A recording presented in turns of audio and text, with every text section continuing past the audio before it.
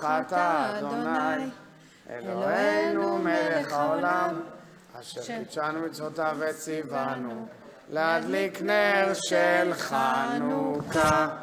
אמן. אתה נותן למיכאלה. מיכאלה, איפה את? ברוך אתה אדוני אלוהינו מלך העולם שעשה ניסים לאבותינו בימים ההם בזמן הזה. אמן. לחנו לשבח תיקון בתפילתי לשם תודה לזבח לציין מטבע מצר ולבח אז אגמור בשיר מזמור חנוכת המזבח אז אגמור בשיר מזמור חנוכת המזבח. Michal, my wife, and I have the distinct joy and pleasure to host you here at the President's residence in Yerushalayim. And a special shout out to all our viewers tonight, Jewish communities in Europe, in Asia, in South Africa, in North America. And I also know that Z3 is also joining us from Palo Alto. Chag Sameach to you out there in the West Coast. This evening, we also remember Eli K., Zichro Livracha, a Masa graduate and lone soldier who lost his life in the old city in Jerusalem last week simply because he was Jewish. Eli was a sweet, lively soul whose message was take every opportunity in life fully. We met his family in the Shiva, an outstanding family. Hamakom Yenachem Otam. What we celebrate on Hanukkah is the remarkable power of hope, the ability of faith and integrity to challenge even the most stubborn of realities. The Hanukkah story is about people being able to inspire one another in the trying hour of tyranny and oppression, how they were able to come together, insisting on responding to their deep calling and finding ways to meet the challenges. Seeing each of you, the best of our young people, who still hear that calling and belonging to a greater story of togetherness, I see why we have been able to accomplish everything we've accomplished so far. May each of your journeys, personally and collectively, leave a lasting mark, helping to develop not only your own character and enrich your inner world, but also to share your own uniqueness with your surroundings as you offer yourselves towards building a stronger, more unified Jewish collective. Thank you so much. Chag Chanukah Sameach. Shalom to all of you, and may you have a great stay in Israel. Bavakasha.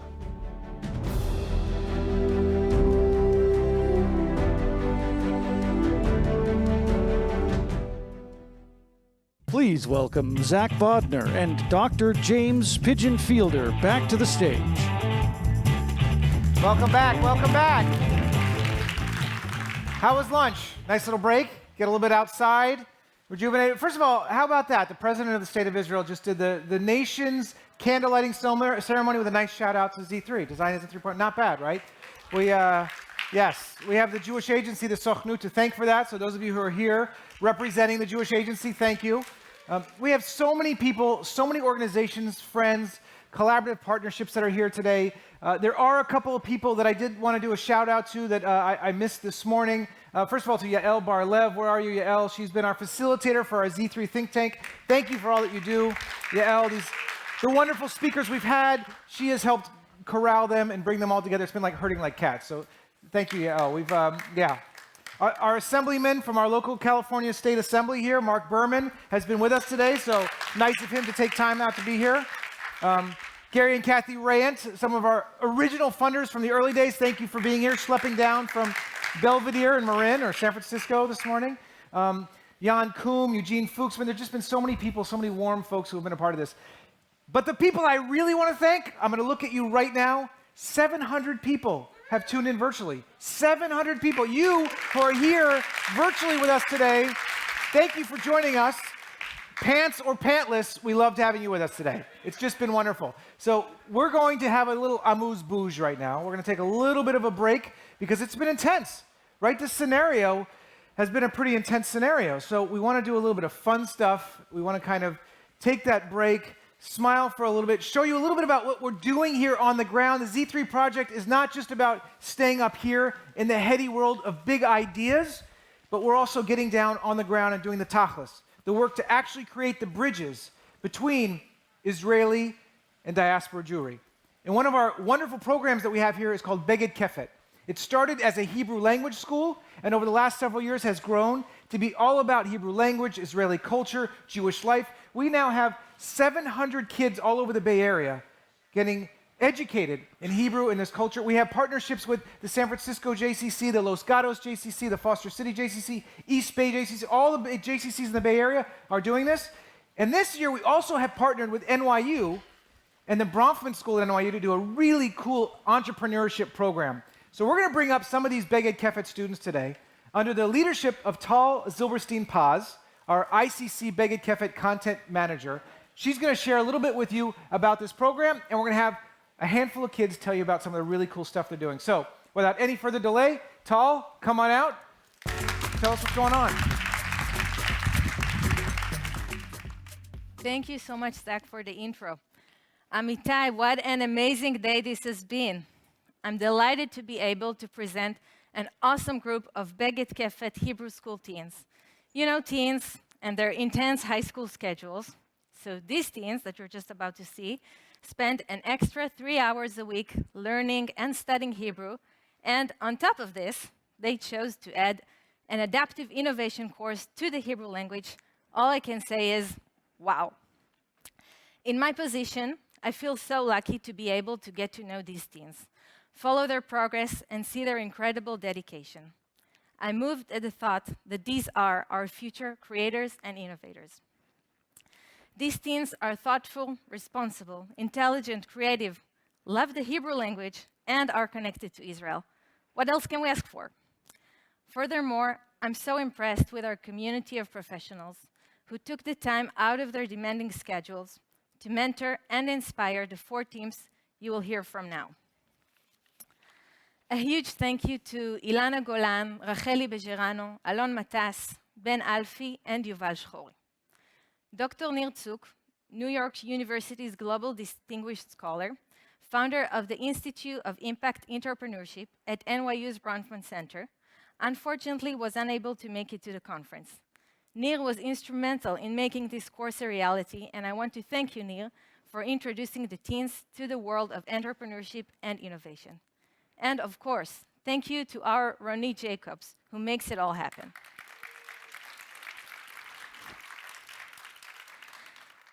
The course of Adaptive Innovation in Times of Disruption is a course that can be taken in many directions. Our group of Beged Kefet high school students took it to find creative ways to innovate teaching the Hebrew language. Through the work with Nir and other NYU speakers, the teens came up with one challenge they face and worked through to a solution of their choice that will be presented before you now. So please welcome our amazing teens to the stage, and they'll take it from here.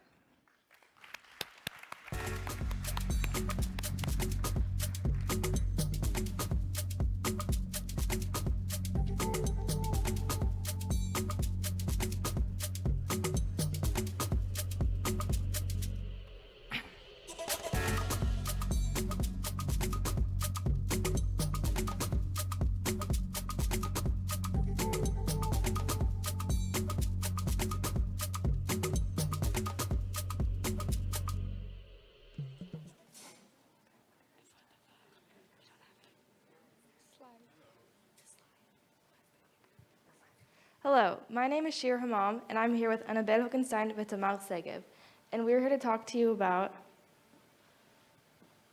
immersive Israeli culture into Hebrew language studies.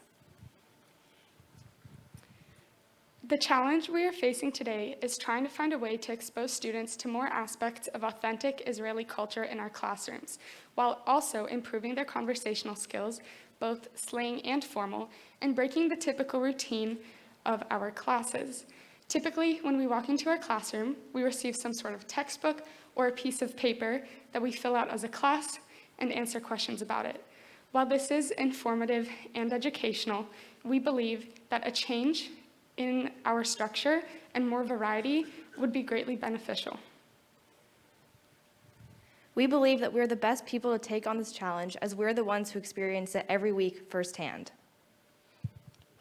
Okay, so our first steps at solving our challenge would be bringing in speakers once or twice a month to have deep conversations with us. And the way this would happen is that the speakers would talk to us about anything going on in their lives, like their professional lives or just any hobbies. And these would be various members of our community, or we would bring them in from Zoom. And this would engage students and teach them about any sort of hobbies or professions. And these discussions would be held in Hebrew, both formal and slang, and address different aspects of Israeli culture. And something else we would implement is having the speakers introduced to us prior to them coming in, so that we could have deep and meaningful conversations, which would add variety, interest, and excitement into our classes.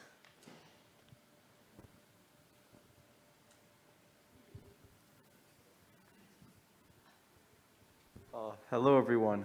My name is Yoav, and I'm here with my friends and classmates, Ori, Ari, Dan, and Omri, and we would like to talk to you about implementing culture-based learning at Beged Kefet. Hey, everybody. Meet me. I'm a current student at Beged Kefet who oftentimes feels that I'm lost when I'm talking to other teens from Israel. Although Beged Kefet excels in textbooks-based learning, it can implement culture-based learning, and this will enhance modern vocabulary with slang in students. I truly believe that by adding culture-based learning with the current textbooks-based learning, students can emerge from their studies stronger and more confident in their skills. Ori's not the only one. Almost all of us at Beged Kefet use Hebrew to speak with our family and friends from Israel. However, these family and friends have different Israeli culture and Israeli slang that we do not know, and that makes it harder for us to converse with them. By implementing a way to learn Israeli culture and Israeli slang, we can better converse with our family and friends from Israel. So, what would tackling this problem actually look like? Well, the concept is to meet once a week with the class from Israel and have meaningful and interesting conversations with them on video calls, ranging from anything about talking about our daily lives or our homework or what we're learning in class. This would better help us assimilate and understand Israeli slang and culture, since the Hebrew language is modernizing rapidly. We can also return the favor and help our Israeli counterparts learn English slang as well as the American culture and happenings by talking to them in conversations in English, since that is our main language. So how would the typical class look like? Well, it'll be divided into two main sections. The first will be a video call with our Israeli peers. There, we'll discuss any homework we had, learn about current events and curated topics, and handle discussions, both in Hebrew and in English. The second portion will be a traditional learning approach, which Beged Kefet already excels at. There, we'll discuss additional homework and read and synthesize Hebrew texts.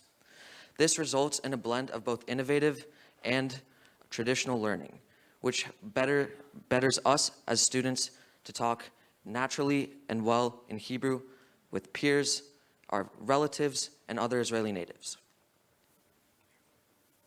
Taking Beged Kefet to the 21st century by me and my peers Shimon Noor, Leon Gutazan, and Itai Schwartz. So, how do we bring Beged Kefet into the 21st century, and what's the reason? By doing this, if we bring Beged Kefet into the 21st century and use new online tools, we can increase student engagement, and we can have the students and the teachers communicate a lot better. We can also have the teachers and the parents communicate, which will give the parents an outlet to know what's going on in Beged Kefet. Okay, so we made a little demo Google Classroom for y'all, and it's important to note that this is the teacher perspective, but the student perspective is almost identical. So this is the home page, And as you can see, everything is one place, nothing is dispersed. I can send direct messages to students, or I can send messages to the whole class. And everything that was posted recently is shown here. And I even got a message from Rome, and he asked, where's the homework for next week? And I can reply to him directly. So this is the classwork page. We made 2 folders here, one for documents and one for homework. And as you can see, under the documents folder, there's 2 worksheets, worksheet 1 and worksheet 2. And in the homework, there's homework assignment number 1. And you can see exactly when it's due. As a teacher, you can see how many students have turned it in and how many have not. And this is really great for both the students and the teacher. There's also a student page which allows students and teachers to quickly email each other, as well as giving students equal access to creating slides with their peers. This will allow Hebrew for homework to be more clear and easier to contact a teacher through Google Classroom. It will make the Hebrew experience in Beged Kefet a lot stronger.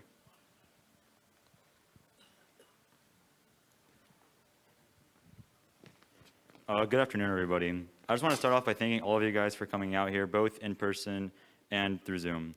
I'm Ido Ofek, and I'm joined with Yahel Lazarov and Amit Chacham, and today we're going to be talking about news at Beged Kefet. I want all of you guys to imagine a quick scenario. You're driving, picking your child up from Hebrew class at Beged Kefet. They're hungry, they're ready for dinner, and then you ask the infamous question. So, what did you learn today? Nothing. This is frustrating both for the parent who wants to know what the child did, and also for the kid who doesn't really know what to talk about with their parent. And then the rest of the car ride ends up looking something like this.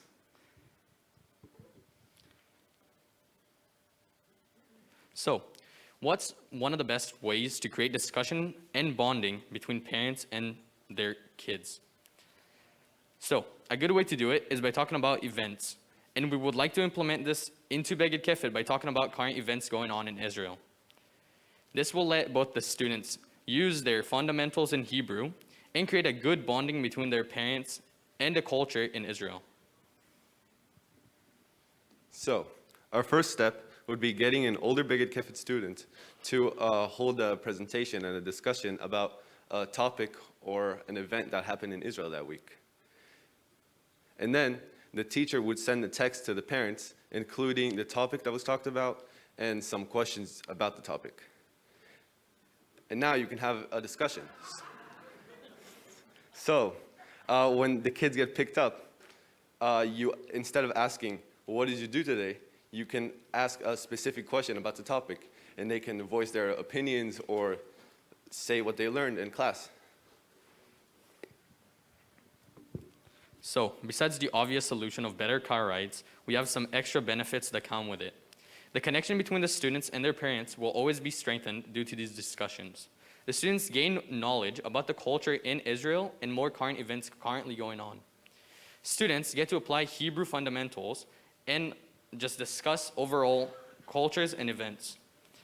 Older students gain public speaking and presentation skills because of these 10 to 15 minutes slides. And finally, the younger students get to hang out with older adults and create good social interaction. Thank you very much for listening.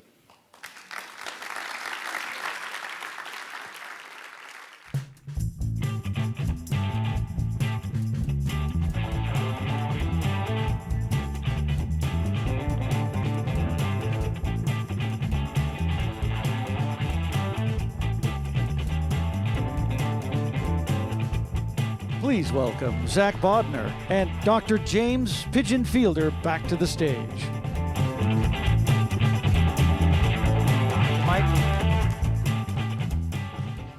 Pretty cool, huh? Those kids were remarkable. And that's just a small subpopulation of a much bigger group. But this is the way we are taking the work that we do and turning it from theory into reality. So a big thank you to the ICC folks, the Beged Kefet folks, and all of the kids here today. Yeah. And now we're about to jump into the final part of our game, but I wanted to bring Pigeon back up here and ask him for his reactions. I know he and I were dropping into different sessions. What do you think so far? How's it going? Except for seeing the anti-pigeon plastic owls all over the facility, I was very happy, very happy. I had a chance to go into every room. I saw the discussion, I saw the hands being raised, I saw the back and forth, the people leaning forward in chairs. I was watching all the notes being written live, and for all the note takers, if you're here, thank you very much. They're very thorough. So I'm very pleased. I hope you are too. But I'm very pleased with what I saw, so I'm very excited to see what the discussion is going to lead us right now. All right, let's dive in. Yeah. Thanks so much, Pigeon. So let's bring out our next set of speakers for the final round. We have a really great group, the other partners from the ones this morning. First, representing the Next Gen Funding Coalition, we have Natan Sharansky. Number two, representing the Israeli government, the Ministry of Diaspora Affairs, we have Eli Bar-On. Team 3, representing the media, we have Bret Stevens. Representing the Israeli NGO team, we have Uri Keidar. Representing the Kahal, the home of the Jewish community, we have Rabbi Shira, Koch, Epstein. And finally, representing the Just Jewish Rabbis Coalition, we have Rabbanit, Devorah, Evron. Please welcome all of our guests.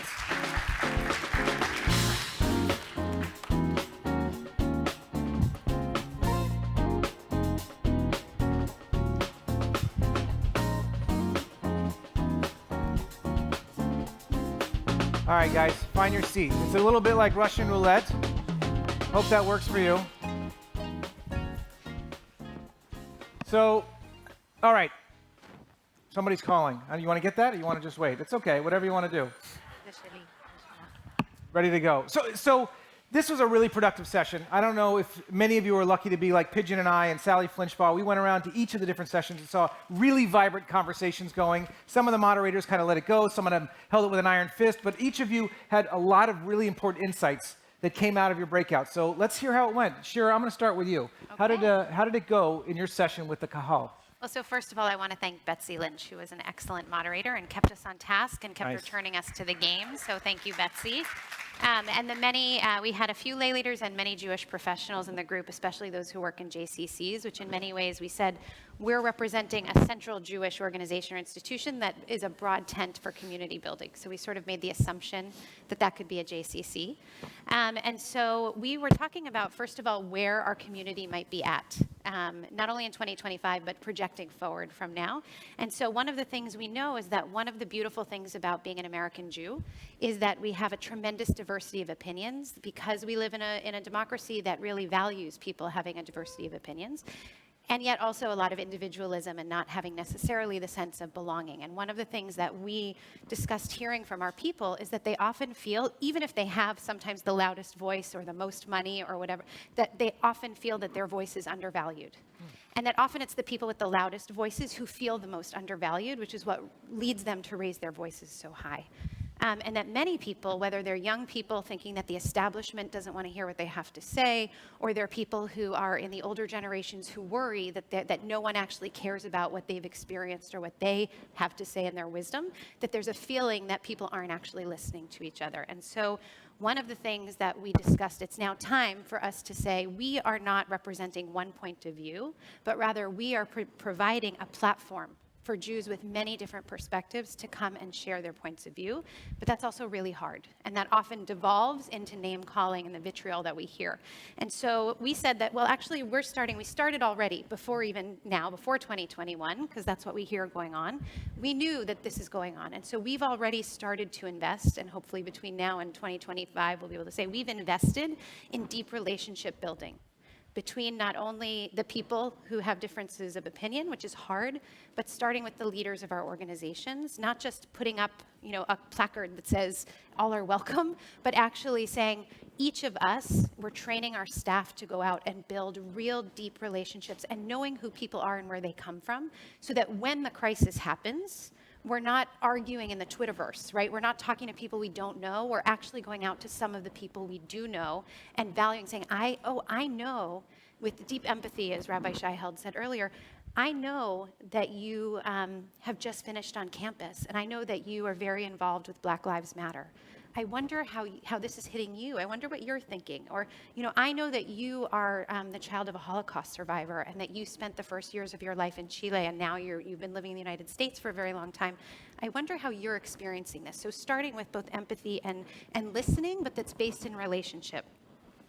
And we said if you're creating and highlighting in advance that there are real relationships and pathways, when the crisis comes, it's not just about the crisis. You don't have to solve everything in the day, but rather you utilize the crisis as a launching point for what comes after. So on Erev Pesach 2025, when suddenly this crisis has happened, as the leaders of the community, we know some of the constituents who are going to be the most affected and impacted. We recognize that these young people from Goshen are raising their voices partly because they feel unheard, and that most people in our community are actually feeling unsettled or somehow attacked from various perspectives. And so the first thing we want to do is create a communal narrative that says we already know you, we care about you, and we're listening to you. And there might be some values we have in common that our educators have been promoting all along. And so it's not just a nothing, like we're starting from whole cloth. At the same time, it's Pesach, and we can't possibly at our communal Seder, where this is what we're dealing with, there's a communal Seder, everyone's so scared, are we going to use the supplement, are we not going to use the supplement? So rather, we're going to use a Jewish narrative to say, first of all, this is a moment when everyone who's hungry comes to eat. So we may welcome people at our table that we don't like, or that we disagree with, or that we're afraid to hear what they have to say, but this is the moment when we welcome them at the table. And also, each of us is to understand ourselves as if we went out, and each of us has a different experience. And then lastly, to say, this is the moment that we go from freedom to the desert. We're not actually at the promised land. We have 7 weeks from now to actually have these conversations. We're not necessarily going to have them tonight, but maybe I'm going to empower, as the head of the JCC, 4 people who I know have very different perspectives and maybe knew a supplement in their time to talk about the supplement from their generation. So bring someone from the 1948 generation to say, wow, we had a special supplement at Al Sedel in 1949 or 1950 to talk about what was actually going on. And we had one in the 1980s when we were talking about freeing Soviet Jews, when we were talking about Natan and his experience. We had a supplement. My grandparents had a supplement from the Bundists. Like that's, and to say in every generation we may have a different supplement, and we're going to talk about it. And in the next 7 weeks, we're going to continue the conversation in real relationship. That was the suggestion from our room. I love it. It's great. It brings up a lot of questions about how broad the tent should be, how far those tent poles should be out, and the folks that are at your lines, table, right? Stakeholders, So we'll come back to that. But Natan, what about your group? Tell us a little bit about the readout. In our group, Andrei Spokojny has a big experience with different NGOs which are distributing funds. And I also, with my experience, so we together, in fact, are representing funders who are financing a number of the projects. And the question was that before we are financing the project, we have to agree that we have our red lines. There is no way to build community and even the broadest tent of all the Jewish people without making clear red lines, who is in and who is out. So as to the projects, which type of projects we have to finance or not. And it's clear that our projects have to deal with the dialogue between young Jews in the diaspora and young Jews in Israel about strengthening their Jewish identity, strengthening communities.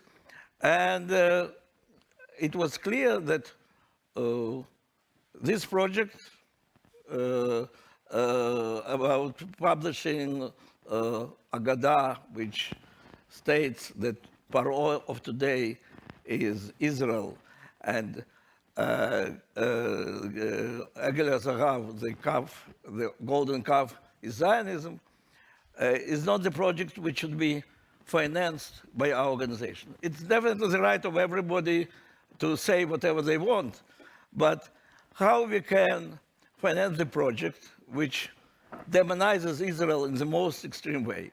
And even forget about definitions of anti-Semitism, though they are very appropriate to use it this way. But imagine a situation that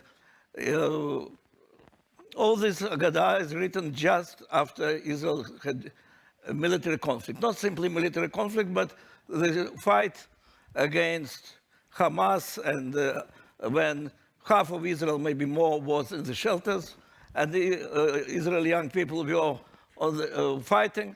And then they're coming back and reading Agadah Shel Pesach. And they're reading Agadah Shel Pesach, B'kol Dor V'Dor, in every generation. And they try to destroy us. And it's clear who are they. They, for every Israeli at this moment, is Hamas, is Hezbollah, is Iran. And then American young Jews are proposed to read Agadah, where Paro is the state of Israel, which is preventing Jews from enjoying to live in the progressive, democratic, liberal world. What kind of dialogue it can encourage between young Jews of America and Israel? That's why should we finance it? But in order not to be only negative, and understanding that it can definitely, you have to propose how you're building the dialogue. We had 3 specific suggestions. We, as the funders, all our projects are or Israeli experience projects, or projects of education about our mutual Jewish identity, or projects of Tikkun Olam in third countries where Israelis and young Jews from diaspora together are doing some good things for the third world. So we decided that in all our programs, there'll be 3 elements that we decide to add. First of all, there must be a Agadah about modern Exodus, about American Jews, fathers and grandfathers of these, and grandmothers of these young people, who together, uniting their efforts with Israel and Soviet Jews, defeated the Paro of today. So first of all, it's experience which is not known to young generation. It will be very useful if you take obligation to make sure that in all our projects, this Agadah will be present. Second, we propose that in every of our projects, there will be 1 day of meeting with the top officer from Israeli Army and top officer from American Army, who we are dealing with this situation, how you're minimizing the victims of the civil population at the time of making decisions about military operation. And we believe that learning from the first-hand experience of Israeli Army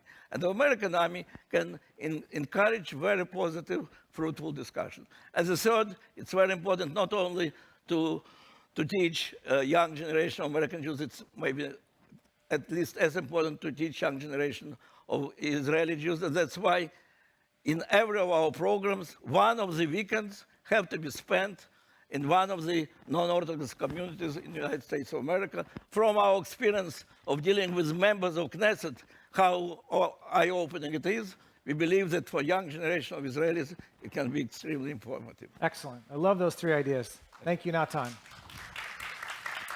Bret, I'm going to come to you. What did the media discussion look like? What are some of the recommendations that came out of that? How do you want to respond? Well, I want to, first of all, it was a wonderful discussion because Ben-Dror and I had a fundamental disagreement, which was not ideological for a change, it was really tactical. And I want to do justice to his point of view because I think it's important and could be right. I also see him staring at me, so. And it's, look, it comes down to this. We were in the media panel.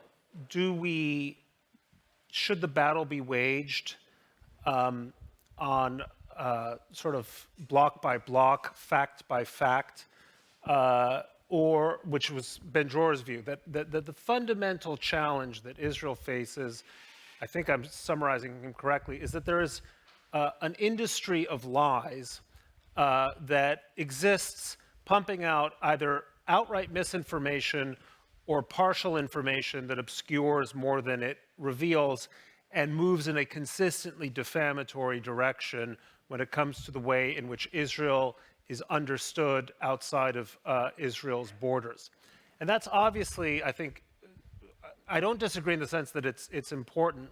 My fear, however, is that it's like when someone, the example I use is when my mother thinks she's not getting her point across, she just screams louder, right? I don't think, my own view is that that is not, in the long run, going to be effective. The people who are Israel's most vitriolic critics are speaking either from a place of ignorance, which is irremediable, or a place of malice, which is irredeemable. And you're only going to get so far with that kind of criticism. When you can't win those sorts of arguments because people have an ideological predilection to condemn you, you have to change the argument. You have to change not only the kinds of arguments you're making, but the kinds of people that you are engaging and the settings in which you are engaging them. So there is an obsession, which I understand coming from it, within the Jewish world. You see an article in, let's say, a major New York City newspaper that you don't like. You're going to write letters to the editor. You're going to demand an indignant meeting with someone. You don't like the fact that social media is hyper-saturated with anti-Israel invective. You are, this being Palo Alto, going to come up with some clever Zionism bot that is going to combat misinformation on Twitter. As far as I'm concerned, that's throwing good money after bad. That's a loser's errand. Guess what? There is a huge collection of Americans and people around the world who are in fact more receptive to what Israel has to say for itself, its story, simply because they haven't been engaged in this particular argument. How much do we do really to engage them? I don't think we do a lot. Israel has always, Jews I should say, have always been able to succeed by waging their battles asymmetrically. And since this is Hanukkah, it's worth remembering that we overcame through asymmetric conflict. When we faced land armies we couldn't defeat, we went to the air. When we faced rockets that were overwhelming us, we went to Iron Dome. So how can we engage in these asymmetries? Now, one important point to get back to the scenario that we discussed at first is, so what do you do? This Haggadah comes out, it's 2025, which is 3 years and 1 month into the future. Of course, if I'm in a position as an editor, would I suppress the story? Of course not. Would I fire someone because they raised the story? Of course not. This is a free country. But we do have a choice. We can either engage it, probably somewhat frenetically, or we can ignore it. Now, we've had, just for 4 years, a certain member of the political class who chose to engage his critics by goading them nonstop on Twitter, right? Which engendered frenzy among the people who didn't like this particular person. Not a successful strategy. There is a great virtue in a quality of supreme indifference and silence and starting your own conversation with your own cool kids in your own club. And I think if that is the approach you take, you don't like the Haggadah? Okay, have your Haggadah. We're not going to be outraged by it. We're going to find a different kind of conversation that centers around the fact that the story that Israel tells itself and the story it can tell the larger world is a pretty darn good one and has powers of attraction that we can barely suspect simply because we are having the same sterile conversation with the same insipid people. Yeah, thank you, Bret. That takes a lot of discipline. Not easy for our community to sit back and drive the conversation that way. Thank you. Devorah, let's turn to you. How about the Just Jewish Rabbis? What was the reaction to your conversation? Where did it go? Give us some readouts, please. So first of all, it was very interesting. Many of the people in the audience participated, and David really did a good job moderating it.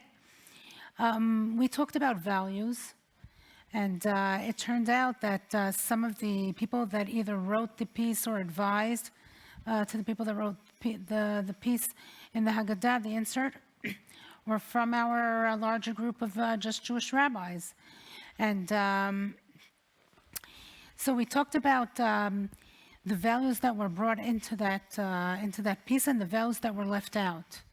And does that really separate us?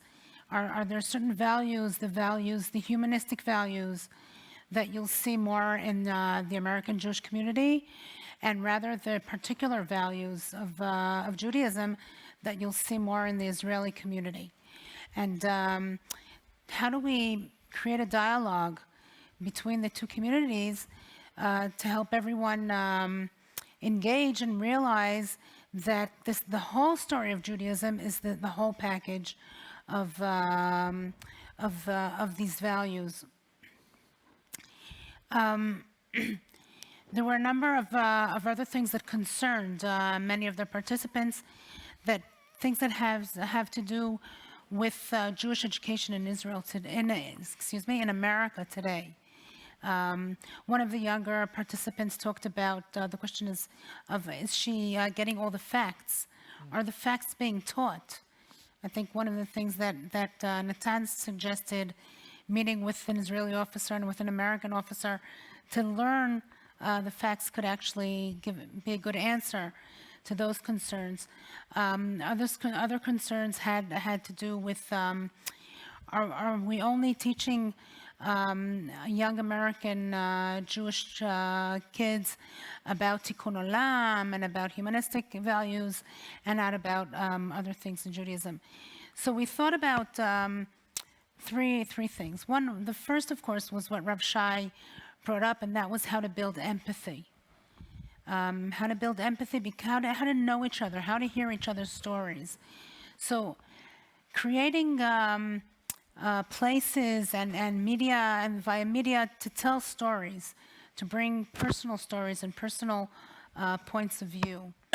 Another thing was living and learning together, having some institutional structures that would enable not only to visit, Israelis visit here and Americans visit there, but to learn together and see what life is in mamash together, one-on-one. And the third thing is having joint action, meaning that if we as leaders believe in dialogue and we want to enhance dialogue, then we should lead by example. Meaning, for example, if if Devorah wanted to write a column in a certain newspaper, and Rav Shai wanted to write a column in a certain newspaper, so maybe they could try to write something together, which wouldn't mean that they would agree on what they were writing, that both of them would have to sign on every word that was in the article, but that the article would actually reflect the dialogue between them and the things that they agree on and they disagree on, but it would be in one piece. So it would actually show that there was a dialogue going on, and it would be a piece that would interest many different people because each person would find something of themselves in the piece, but reading the whole thing would actually be exposed to another idea. Sounds very Talmudic, the back and forth. I like that. Sounds very much like something this person right here. Yes, we see that from Bret's columns from time and time again. Okay, thank you, Devorah. Ori, I'm going to come to you. You represent the Israeli NGO group. I want to hear what the Israelis are saying about this balagan, this crisis, how you're dealing with this. Do you even care that the Americans are all up in arms about this? Do you not? Tell us where you're at. So we started by describing the fact that in our insert it said that it takes a while for this news to travel to Israel, which I think was probably the most accurate description of it, and even might be a very optimistic one. I think that there are some things that happen in the Jewish American echo chamber that exist here. They do not exist in Israel. It's not that they are not amplified. We didn't discuss specifically this, but I think that we're even now seeing that around the Ben and Jerry's thing. Yeah. I think that caught news in Israel for 3 days, 4 days, 5 days, a week. It's still an ongoing discussion here that I see on English written media. In Israel, I pretty much think that it hasn't gotten coverage in weeks. And that's one thing. We also talked about the fact that probably it would polarize the group. We're talking about a group of Israelis who would probably, we said that the majority of them would probably have like a reaction. Okay, they wrote it. They didn't it wouldn't create a big fuss, but the people who are more engaged in that will take some polarized positions, and that will probably in turn also affect the other people in the group, and that we do believe that it needs to be discussed, and it needs to be discussed within the Israeli group. And even more important, the next phase in the conversation was that group is supposed to travel to the States, and do we think that they should engage with the people who wrote the insert? The short answer is yes. We do think that it addresses a question that maybe should have been written the other way around. We're not sure that the other group would have liked to meet a group that just came from Israel, et cetera, et cetera. So even we would advise the Israeli group to definitely try and engage and talk to the people who wrote that. We're not sure that it would have worked. We're not sure that the response was, yeah, we would like to debate or meet or engage or whatever you want to call it on the other side. And that mainly we think that it should be reflective that the difference, as I think, I don't think I can say it better than Gal already did, but the notion of how Israelis perceive ourselves, we are a Jewish majority group, and that American Jews are a minority group within a bigger nation. So that sometimes creates a very, very different point of view. And I think that it gets back to pretty much what everyone here said, that it shows that there's a very big difference in the ways it's seen. And I think that a lot of times the emphasis on how is it seen in the States, I think that people here usually will know more about Israel than the other way around, generally speaking, and that sometimes is not being addressed. Great, thank you, Ori. I noticed that most of the participants in your breakout were Israeli themselves. Right. We ended up understanding we could have done it in Hebrew, but except that Todd, your facilitator, may have been left out in that case. But sometimes we have to take. All right, we're going to end with you, Eli, on this first round. You represent the Israeli government. I saw you during the break in the back room taking furious notes, consolidating this, digesting this. You have a big responsibility as the representative of the Israeli government. How do you respond to this? Well, I mean, we had a great session, and Mark was doing an amazing job moderating everything. And I had Rachel as a great co-minister of the diaspora, and we had a great group with great notes. So I agree with Uri. I think the vast majority, the absolute majority of the Jewish public in Israel will know nothing about it. It's like a storm in a teacup. Nobody will know about it. Very few people will read about it. And that's when it concerns the Israeli public. But as the minister of the diaspora, for me, it's a huge headache. And I don't know, in hindsight, I don't know how we could have been caught off guard like this.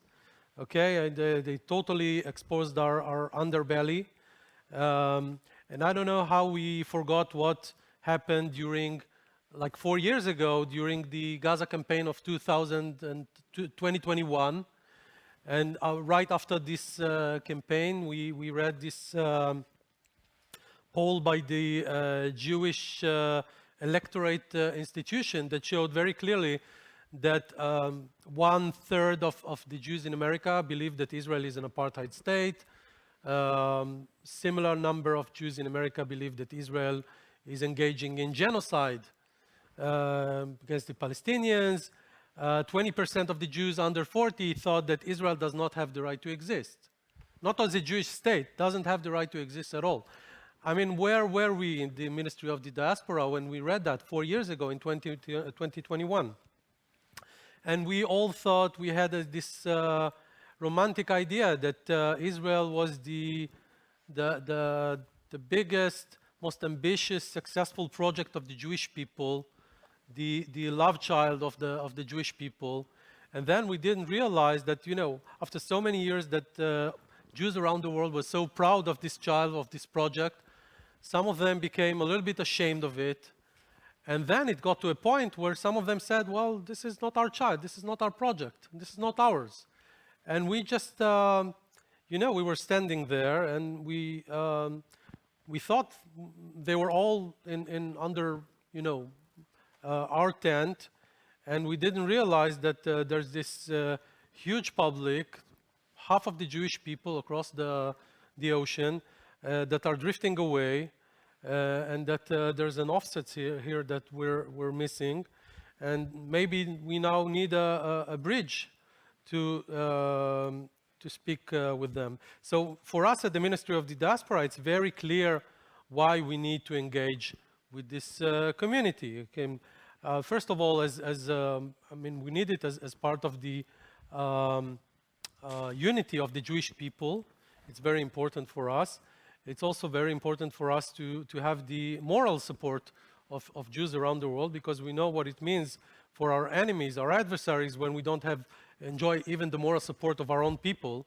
And of course, we need it also politically. We've been having this political support for so many years, and we need it. And obviously, since Israel is the project, is the homeland of the whole Jewish people, Jews around the world that enjoy the right to make aliyah to Israel and become Israelis at any given time should enjoy the privilege to express their opinions regarding Israel. So that's my viewpoint as the minister of the diaspora. But when it comes to the Israeli government, that's a totally different story, okay? Because the Israeli public, as I said, they don't care about that. And if they do know about what happened, they will say, oh my God, they're not Jews even. You know, they don't care about us. They hate us. They'll safe hating Jews. Okay, all sorts of issues. So we will need to be navigating very carefully. I will be talking with the Prime Minister. He obviously understands it. So maybe there will be some harsh criticism from the side of the Israeli government towards these Jews, but then again, we realize that it's time for our frustration is not a working plan, and we will not be able to reap anything that we will not sow now in the future.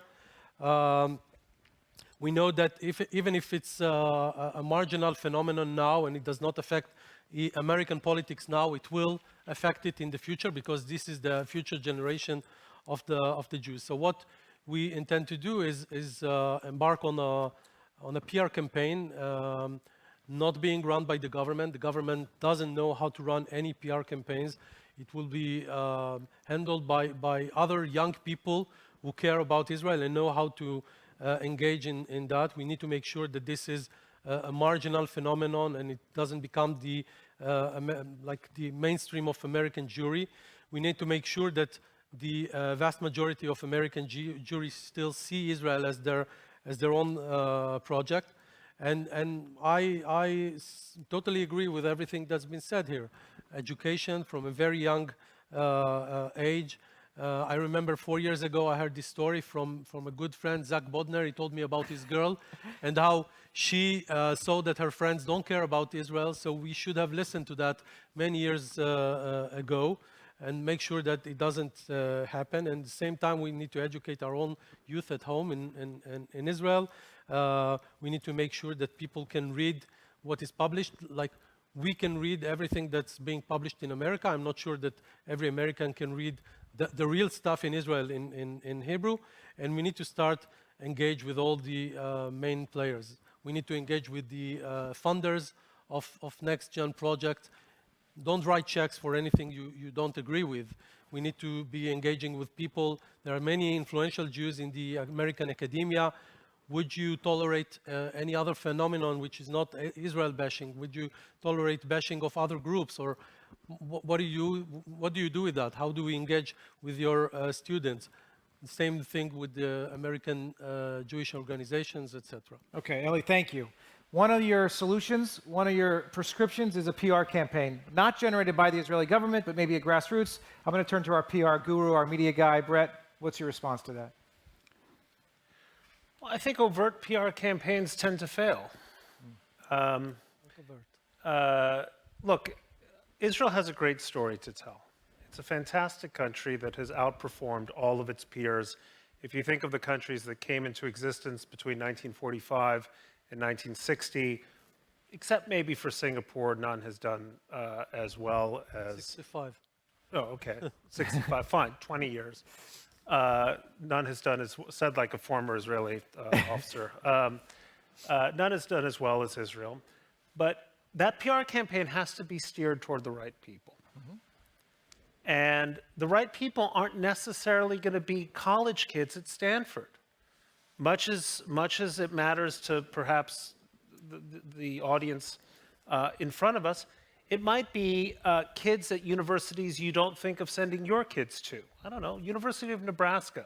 It might be a way of finding a PR campaign that works in South Korea and Mumbai and India and Vietnam and places that look at Israel and admire what they see rather than envy what they see. Because part of the problem that I think Israeli PR faces is that qualities that recommend Israel in my eyes, or the eyes of some of its friends, damn Israel in the eyes of others. The fact that it is successful, capable of defending itself, capable of acting on its own initiative. All of these things are things that, to certain audiences offend them. So it is possible to conduct just that kind of campaign, but you don't have to do it stupidly. And I just want to offer one piece of advice.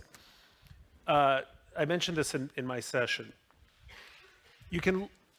We tend to think of PR campaigns as trying to make you like something so much that you love it. Yeah. Life doesn't happen that way. You love something and then you figure out you like it.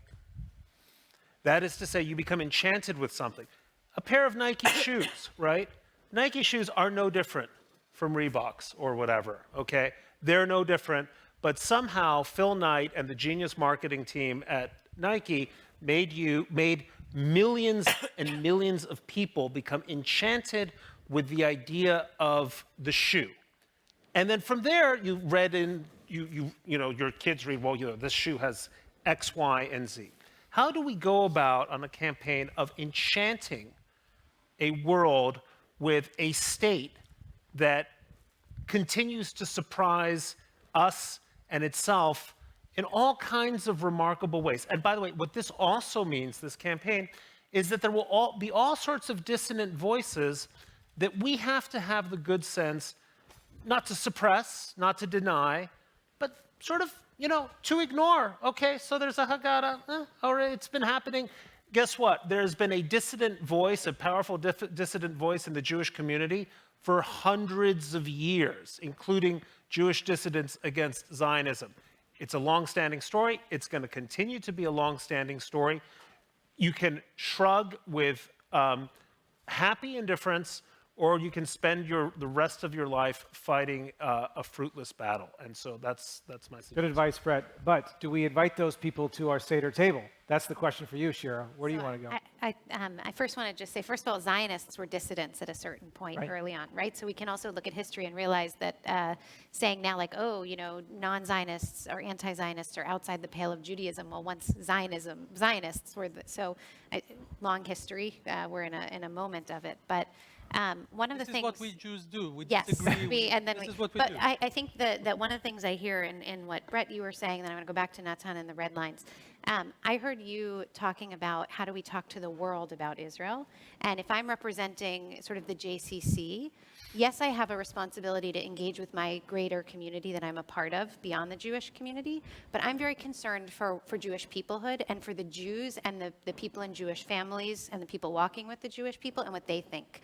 So I'm not going to be able to, or I'm not going to be willing to ignore the people who are saying the things. I don't want it to be, as someone in my group, I don't remember who said, you want to make the gorilla in the room one of the many monkeys, right? You don't want to let it be the biggest thing, but you can't ignore the monkeys if they're part of your family and part of your community.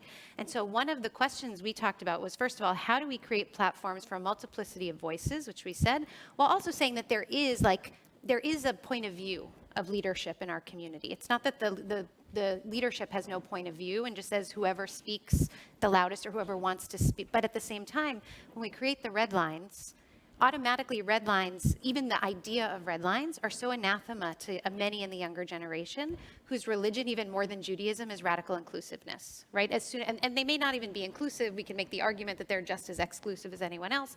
But that idea that as soon as you silence someone, you're done. Right. So how do we create a place where people whose voices we don't like, we don't tell them that they're not part of us. We tell them that they have a voice that currently is a dissident voice, but they're part of us, and therefore we want to engage, and helping them recognize that their criticism, unlike outside criticism, right? Internal criticism is in itself engagement. internal criticism is in itself saying, I care, and I count myself as a part of this enough that that's why I'm raising my voice. And so how do we engage with that in a way that brings people together? The other is to say, how do we then take the people who fund the ability to teach and to give our, our educators don't necessarily, like our yoga teachers, we're saying the yoga teacher needs to know the older adult and their point of view, but may know nothing about Israel or how to actually hold and pastor that person closer.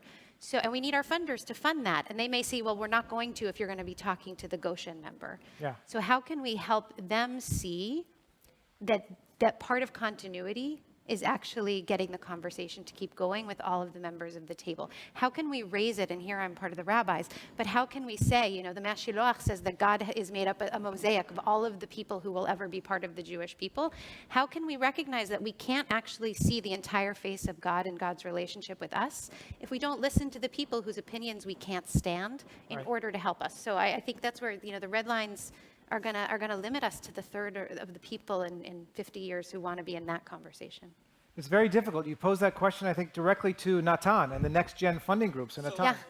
I just wanted, for a change, to agree with Shira and disagree with Bret, and I'll do it in a moment. Mark this but before moment, I have to very strongly disagree with Shira. Shira said to put red lines, it's very, very un-Jewish thing. Well, first of all the Judaism is about I Siag. didn't say it's un-Jewish. It is Jewish to But have boundaries. I have to say that long ago, 3.5 years ago, in the May of 21, a number of young and less young American Jews, rabbis, the heads of departments for Jewish studies, future countries and so on, made a very clear line.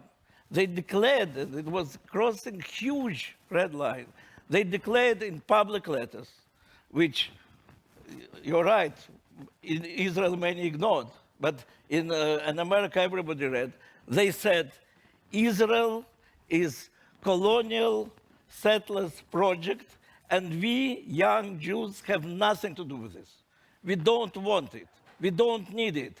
It's white supremacist project which is directly connecting us to genocide and apartheid, and we don't want to do. Let's make it clear, they said. There is no moral equivalence between the side of Palestinians and Israel. We Jews don't need Israel. That was said in the most clear terms. It put unprecedented red line in our history, and that's why I responded so strongly. But it was 3 years ago. Now we are in a different conflict, and this time we are taking part of Jewish identity, Yetziat Mitzrayim. That's where we all stood on the Har Sinai, and are turning it against Israel, saying, you, Israel, is far off today. And then you're saying, but let's not put red lines, we are all one. So now I have to say where I agree with Shira and where I disagree with Bret. It's very different to speak to Jews or to speak to the world. For the world, success of Israel and success of Singapore is more or less the same. No, it's very exciting stories. If you'll speak about Israel to Jews as we are speaking, look what a great startup nation, how we are great in technology, in agriculture, this and this. Okay, there are some other people who succeed in this. We have to speak about our mutual identity. That's part of our mutual history. Israel has to be shown in our PR campaign, and otherwise I think PR campaign will not succeed among Jews. Israel has to be shown as a part of your own history. Yes, we were together on Sinai. We chose different ways of living, whether half of us chose to live in Jewish state, half to live in liberal community, in Jewish community, but we continue the same history, the same values. And if we succeed to show it, then we can succeed to reach to these Jews. And if you think what all our programs about, of strengthening Jewish identity, of building bridges, they're all about how to give a feeling that we continue together, live through this history of thousands of years. So it's interesting because I think the Israeli government does this very well. The Israeli government doesn't draw red lines. We have sitting in the Knesset today anti-Zionists. We have Kahanaists. We have a full spectrum. But here in the American Jewish community, we put up lines. We say, look, we don't really need to invite anti-Zionists or racists to stand on our stage and have these conversations. Should we be changing that? Should we be thinking, I'm coming to you now, Devorah, when we think about the rabbis being the religious figures of authority and saying, this is kosher, this isn't kosher, should we be opening the tent of what is kosher for who our speakers are, who's invited to sit at our Passover Seder? Should we be inviting the anti-Zionists to sit alongside us? So that actually came up in our group, because there are of course many Jews that identify as Jews and have Jewish practice that maybe halachically would not be defined as Jews, and if they came to Israel, they may even not be recognized even for Chok HaShavut, for the law of return, and because they're not halachically recognized as Jews, and they wouldn't get married, etc. So that actually came up. I think, personally, I think that that when a person commits themselves to being Jewish and say, I am a Jew, I think at that moment they come under the tent. They come under the tent because they commit themselves to something. Now, when you come under the Jewish tent, automatically you realize that that not everyone will accept you, and it doesn't even matter if the question is halachically or not, because I actually think that these red lines have been drawn throughout Jewish history.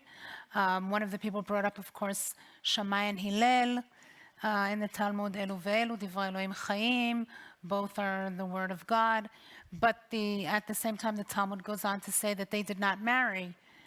They couldn't marry each other because they had different laws and different decrees. So what did they do in order to marry, etc.? So when you come into the Jewish tent, you know that you're coming into a family of inner conflict and of many different discourses and ideas and etc. So you when you commit yourself to Judaism, then you know, I may be accepted here, I may not be accepted there. I actually, I think I agree with Shira that everyone should be invited to sit at the table. Would everyone have the same power of vote? I don't think that would happen.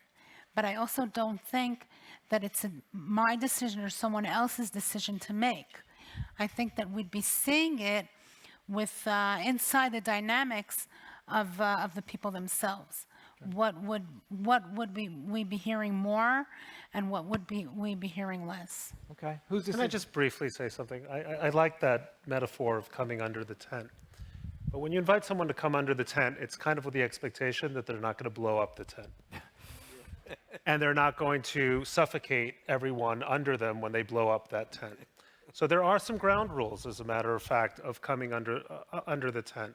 And this is, obviously, I would never want to suppress anyone else's speech. I would never want anyone considering themselves Jewish to say that they're against the greatest tent that the Jewish people have ever constructed, against the elements and so on, which is the state of Israel. I've been speaking to pro-Israel, I've been speaking to Jewish audiences for decades. I have yet to be invited, even once, to a Jewish Voices for Peace conference or even a J Street conference. I mean, I'm a reasonably well-known person. They obviously disagree with my views. They're not interested in my side of the conversation. I doubt they're interested frankly, in any of us. So we talk about this effort to increase pluralism, and in some sense, I understand it, and I am in favor of it. But there's no notion of reciprocity that happens here, and that's something that concerns me. Judaism. Look, we're a people, but in some ways we're a kind of a club, right? People opt out of this club all the time, and it's not just a matter in terms of their religious practice. It's a matter in terms of the basic choices they make in life, who they marry, how they choose to raise their children. So there are all kinds of people who are migrating outward. And in a sense, that's kind of a shame. On the other hand, in terms of the exclusivity of who's in the tent, maybe not such a shame. We are a boutique people, okay? We are a small but distinguished brand. We're like the Ferragamo of peoples. And you heard that here, folks. We're the Ferragamo of people. Ferragamo. You're into the shoes, man. I think a Ferragamo is scarves. Oh, I thought it's shoes. Ferragamo shoes. Maybe, I don't Okay. Yeah. At any rate, so people leave, they descend, they move on. That has been a part of the Jewish story. But when we invite people into the tent, by all means, let's sit down at the table. Let's have a great, robust conversation. Let's disagree. Let's scream at each other. Just don't blow up the tent. Don't be a Trojan horse. Let me go to Oh, yeah. let me go to Ellie real quick, and then we'll come back to you, Shira, because I think that the Israeli government has something to say about who's in the tent, who isn't, who's a part of the Jewish people. According to the law of return, let's say in the 5 years in the future when this happens, a litmus test becomes introduced that, okay, unless you're going to embrace Zionism, you're not going to be welcomed anymore. Like, how does the Israeli government respond to this? According to the law of return, if your grandfather is Zionist, you're also Zionist. He's making a joke. Well, the law says if your grandfather is Jewish. Now, it's very interesting, you know, because there's a law in Israel barring the entry into Israel of people who support BDS. That's right. Okay? Now, 50 years ago, Israel decided not to allow Meir Lansky, who was a mobster, to make Aliyah to Israel. Okay? Now, can we imagine, I don't know, a decision made by the Israeli Ministry of the Interior not prohibiting a BDS activist, a Jewish BDS activist, from making Aliyah to Israel? I don't know. I don't think it's imaginary. That can happen. I hope not, because this is a form of, like, even supporting BDS is a form of political expression that we should respect. But It's a very stupid law passed by Israeli Knesset against the opinion of Jewish agency. yeah, but you know, it's not the first and not the last time we will do We have stupid things. Stupid laws. Shira, did you want to respond to this? I did, and actually, I find it interesting that I think you're actually being more broad in who you want to welcome under the tent than Bret was being. No, it's a slightly different conversation. Okay, I don't want to cut you off. I have a point of view on this, but First of all, we had, you know, that we had like a few sessions before this one. We've been meeting each other for a few months now. I remember I said, I'm a member of a group, an Israeli group that exchanges ideas about America. Okay, all sorts of America-related issues. And I remember at the end of the Obama administration, when Obama was already a lame duck, there was a UN Security Council resolution that was not, America did not veto, regarding the condemnation of the settlements in the West Bank. And many people in that group were furious and said really harsh things against the White House. And then the managers of the group decided that we're going to have some rules of how we express ourselves in that group. And they said, you can be critical of America as long as you respect the bond that we have with America, the special relationship, what America means for us, etc., etc., etc. I suggested in our group that we should have similar rules for the engagement between the people in Israel and the people in America. We can have an engagement as long as you respect the fact that Israel is the Jewish state, is the homeland of the Jewish people. This is our mutual project. You can be critical, you can disagree with the government, whatever. But respect the fact that this is our homeland, okay? And some members of the group thought that this is redundant, that we don't need such rules and we should allow everyone to express his opinion. I'm not sure, because in this respect, I think that, I mean, if you don't even agree that 20% of young Americans, Jews, think that Israel does not have a right to exist, what am I going to speak with them about? Okay, they don't think I have a right to exist. So my teenager doesn't think I have a right to exist. No, I want to be honest about this. So I think one of the issues is that we're too afraid of what is going to blow up the tent, that we give it so much power that then it actually gives it more power. And so I'm honest about that. When my teenager says, I hate you, it doesn't mean that he doesn't want our family to exist. It means that he's really angry about the way our family is operating. And so I actually think that if I'm in relationship with a person and I don't say, you can't be here because you're telling me you hate me or you don't want me, and I actually say, but you know what, I still think we're in the same family. And so I want to engage you in that dialogue in the hopes that our relationship will make you ready to at least hear what I have to say. And so I think that we shouldn't be so afraid of saying to someone who thinks they're in the tent and wants to be angry or yell or say, I don't think the tent should exist, to say, well, actually, you're going to destroy our tent if you say that loudly under it. I think we actually say, then why you're coming into the tent, right? You're in it, and you think you want to blow it up. They don't actually necessarily have the power to blow it up. I think we're giving them way too much. But then we say, okay, so what does it mean that we're all in this tent together? Let's have that conversation because we're in it together. And I think from the JCC perspective, at least when I ran a JCC and now as a rabbi, that I see as my job. It's my job to actually say, you're counting yourself in, and that's why you want to change it or blow it up. And I don't actually think you have the power to blow it up. I mean, for me, that's why I can feel confident even talking to you. You're not actually coming to kill me. You're coming to say, I want to dismantle this, but I can't. And that's why I'm angry. That's why I'm screaming, because I think you're not letting me do what I want to do. So I don't have the power or the agency. So to me, letting them in, meeting them, hearing them, and then gently saying, here's why I disagree. Here's why I feel like this is what my story is or why this matters. This is why I want you at my Shabbat table and why Shabbat even matters, right? I'm using that as the example with my teenager that I'm fighting with him. But I think that's a different perspective. And you know, we're always afraid the Jewish people is going to be destroyed. We've, you know, the lachrymose conception of Jewish history. Who are we to think we're going to destroy it or that our children are going to destroy it? Let's feel a little more confident that we can engage a broader conversation without being scared that those people who are coming in to critique us are going to kill us. Yeah, okay. I want to we had a very interesting, I said in our group that in this scenario, if we have those Goshen people, it doesn't only mean that we lost them, it means that we lost their parents. If we don't have them. And then there was a comment that I accepted. They said, no, I mean, our children don't have to agree with us on everything, okay? And they could have their own opinion about Israel, and they can try even to convince us that we were wrong when we supported Israel, and they are right. So, and I accepted that. So that I agree that there's a dialogue to be made here. All right, Ori, you've been very patient. You've been signaling me. Very un-Israeli of you to just sit there patient, but I appreciate it. Now, come on.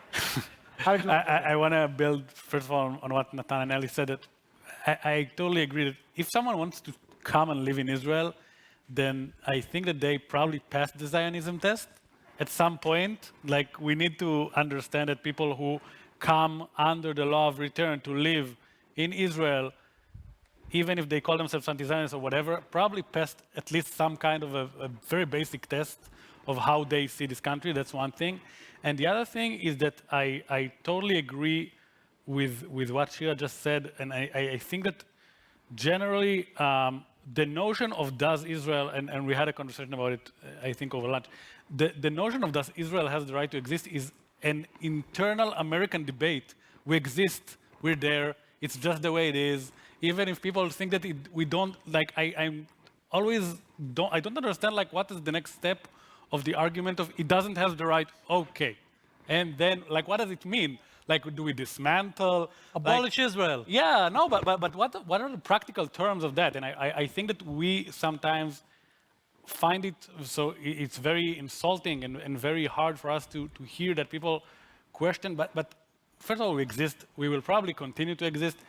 The country and the idea of the nation state is not something that we invented by ourselves.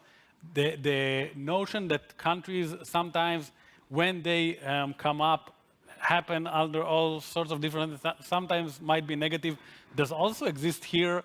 And I think that we can be much more, and the minister can say you can drink water. I think that, and if we keep this minister, but it's very, we don't have to take it into such extreme measures. If people say that we are this or we are that, we're fine. we're a very good and very strong state. I think we can handle a lot of things. Specifically, people discussing things with us is not, I think, our biggest challenge. Okay, so thank you, Ori. Again, I'm going to have to wrap us up, but Devorah, I'm going to come to you first. So think about your final 1-minute comment. I want you to think about answering the question. As we now look back on this entire exercise, what steps can we take now? What should we be taking now to mitigate something like this from actually happening in 3 to 5 years? So one of the things that came up in the group was that actually this polarization that we see amongst us is happening all over the world. And do we have anything Jewish to say about that? And I think Rabbi Jonathan Zack, Zichron Livracha, spoke about that a lot. He spoke about the ethics of responsibility. He spoke about how to tell a story, not only a personal story, but a worldwide story, and how to become engaged in dialogue and understanding that we are not only under the Jewish tent, but we're under the whole tent of society. So I think that one of the things that we should be doing even more is asking ourselves, what do we as Jews have to say to many of the things that are going on in the world today, because they reflect on us and they also reflect on all the world. And through that learning and thinking about that, we'll actually strengthen ourselves and allow ourselves to expand more on our values, etc. And it will actually give us a good backbone to deal with all these conflicts that are going on. Great. Thank you. Thanks, Devorah. Shira, your final 60 seconds. What do you think? Thank you. So I'm going to go back to the tent. So our matriarch and patriarch Evron and Sarah, they were in a tent also. And the people that they welcomed in could not possibly have had the same point of view as they did when they entered the tent. They could not have had the relationship with God or the calling to go. And yet it says when they left, they took all the souls that they made in Haran. So what the rabbis say are the souls are the people that they actually connected and made relationships with and brought into this relationship with God that eventually became the Jewish people. And so I would rather that our leaders, our JCC directors who I think are there, our rabbis who are training to do this, learn the art and teach the art to others in our communities of actually understanding what it is to know we have a tent, but not be so scared of the fragility of our tent that we can't welcome people in as they are, and then figure out how we're moving them along to go towards the promised land with us. And that means having a little bit more confidence in who we are and what we have and what our future will be, but not waiting for the crisis to get there. We have to start yesterday. We should be doing this. Investing in training our leaders and our teachers to be more like pastors, to know the work that a rabbi has to do to meet people and bring Jewish values to bear. We have to train them how to utilize contemporary media so that we actually know how to use social media as opposed to just yelling from some ivory tower. We need to prioritize building real, meaningful relationships with people so that when the crisis comes, they have some trust and we have some trust and we can move to somewhere. And I think that we also need to create platforms where people can know that they belong, and that when they feel a sense of at-homeness, when they yell, like my teenager, they still know that they're welcome back through the door, and that the love is not conditional on whether they're always happy. It's actually something that's deeper than that. So I think that those are things we need to be doing so that we're ready, because there'll be not one crisis. There'll be crisis after crisis after crisis, because that's the nature of living in our world, and certainly the Jewish people. I think we can prepare for those crises in these ways. Great. Thank you, Shira. Bret. Well, I love the idea of thinking of Peter Beinart as my teenager. Look,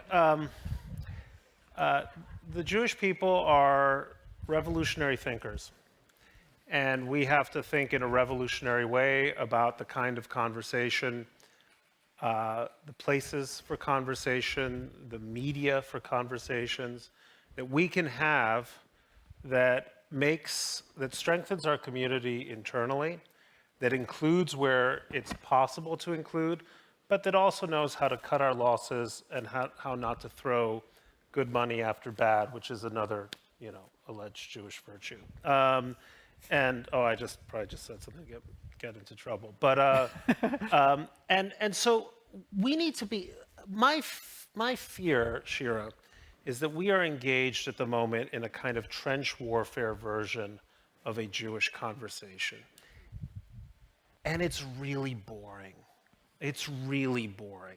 So let's start thinking about a very different conversation that we might be able to have with discussants we never previously imagined.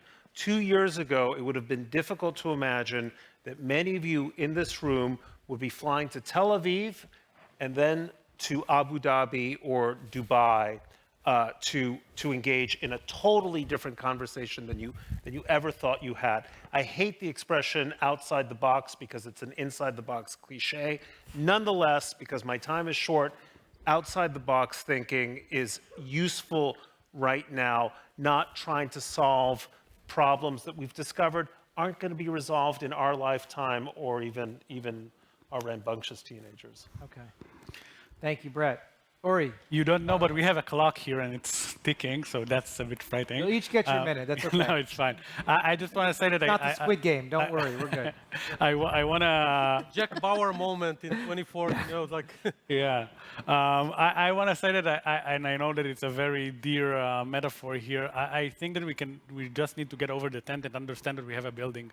And that we are a very strong, we're a very strong state, we're a strong nation. We can definitely do some disagreements and get it over with and continue to the next disagreements as already said. And I think we don't need to fear that. We need to engage. We'll be fine. We just need to understand that this is how things are going to be, and it won't get back to the previous generations. And the narrative will not go back to being easier and to being a one narrative. This is how it's going to be, and we just need to understand how we're doing with it. Okay. Uri, thank you. Eli. So I think that you have all those JCCs from around the country here. And I think what you guys should do is come up with join forces and come up with a blueprint of how to deal with this issue on a long-term working plan. When I talked about the PR campaign, I didn't talk about an obvious sum, okay? But rather about talking more about the issues like you just said, like Israel having new relationships around the world, Israel in India, Israel in Singapore, a Netflix series, all those things, not something that will be obvious and transparent, and how to engage with your young people around across the continent. And obviously, I mean, I look at the audience here, the average age is 30. Next year, make it 25. Next year, make it 25. Inshallah. Inshallah. Thank you. Natan, you have the final word. Well, the world is torn in the struggle between identity and freedom, or identity without borders, or freedom without borders. And we Jews have a unique story to tell, beginning from Yetziat Mitzrayim, Exodus, when we got our identity and our freedom together and kept it. And that's also the story of Israel, keeping it Jewish and democratic. That's the story of Soviet Jewry, discovering suddenly your identity and your freedom together. And that can be the very powerful story of the dialogue between Israel and American Jewry. And that might be the most important thing which we can show and prove to the world again and again, how powerful we can be at the same time in our nationalism without borders and freedom without borders, how it can go together. But this dialogue can be successful only if we both recognize legitimacy of the other part. Thank you, Natan. Let's give it up for our speakers, our guests today. I don't know about you, but I feel like it's been a productive day. Yeah, right? A little exhausting emotionally and otherwise, but I just want to thank you all so much, you and your counterparts who were the earlier panelists this morning. We've learned a lot. We've come together. We've shared a pretty scary scenario of the future that may not seem so far off. We've come up with some solutions, some areas where we can intervene to make sure it doesn't happen. I think some of the themes that I've heard that have come out of the day, and don't worry, you're all going to get report outs from Pigeon because he's been taking notes. He's going to consolidate this. He knows how to do this. But I've been hearing a lot about empathy. I've been hearing a lot about listening. I've been hearing a lot about sharing our stories and listening to other stories, whether it's literally sitting at the Passover table with people we have disagreements with, or having Orthodox folks sit at non-Orthodox Shabbat dinners around the world. I think one of the things I'm hearing, though, is this ability to come together. And this is what Z3 is trying to model. Whether or not we put up tent poles or have red lines or how far out those go or who's invited if they're going to blow up the tent, we need to have those kind of conversations as well. But what we all agree on is that we do have to have these conversations and engagements with people who have different opinions. This is nothing new for our people. We've been doing this since, I think Bret mentioned it, the Sadducees and the Pharisees didn't agree so well, right? Devorah said Hillel and Shammai didn't agree so much. We know the Irgun and the Haganah didn't agree so much. But at the end of the day, we're all brothers and sisters. We're all siblings. And the analogy I've used, and it's a privilege to be able to use this analogy again with Natan Sharansky sitting on the stage, one of my all-time life heroes, is that when the world Jewish community came together to help free the Soviet Jews, they didn't look and say, are you a communist or a capitalist? Are you an Orthodox practicing Jew or are you a secular Jew? They just said, hello, brother. Hello, sister, right? We recognize that they're a part of our family, and we embrace them, and we work together. And that's the model we need to continue to use going forward. So with that, hopefully we're leaving you on a little bit more of an optimistic note, a hopeful note. I just want to thank you all for being here today. Stay engaged with us, stay engaged with the conversation, and have a great rest of your day. Thank you, guys. Thank you.